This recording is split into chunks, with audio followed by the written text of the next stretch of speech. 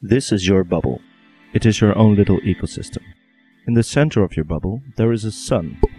This is the source of life in your bubble. This life force is represented with spirit points. You expend spirit points to create life. Your plants will grow and evolve over time. Your creature needs to eat plants to keep itself alive and grow up.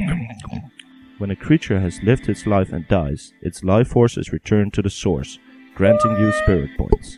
The more healthy and big a creature was when it died, the more spirit points you'll receive. One of the more important aspects of bubbles is your bubble's climate.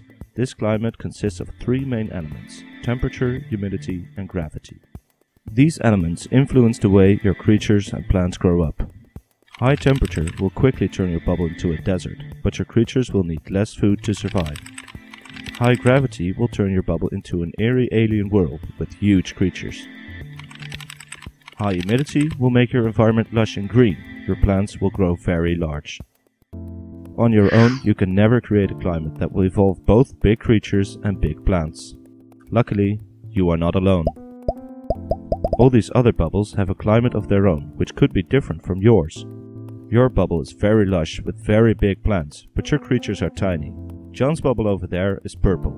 It has a high gravity which has caused his creatures to grow very large, but all his plants are still small. You can move your bubble right over to John's bubble until they touch. Some of John's gravity will now start to influence the climate of your bubble in the area where the bubbles meet. Creatures that spend time in this area will grow larger. You also notice that Janet's bubble has an interesting climate. You can move your and John's bubble up to Janet's bubble to gain her effects as well. Janet's yellow desert bubble will make your creatures move a little faster and require less food to survive. If you stay connected to a single bubble for too long, the effects will start to diminish. We decide to say goodbye to John for now. You notice Janet has some really interesting creatures running around.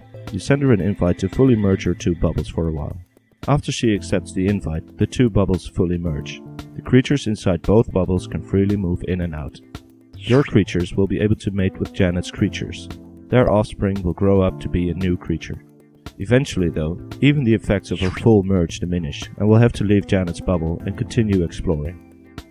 During play, you will earn more and more spirit points, expand your bubble and diversify its inhabitants. Keep expanding and exploring. Create life.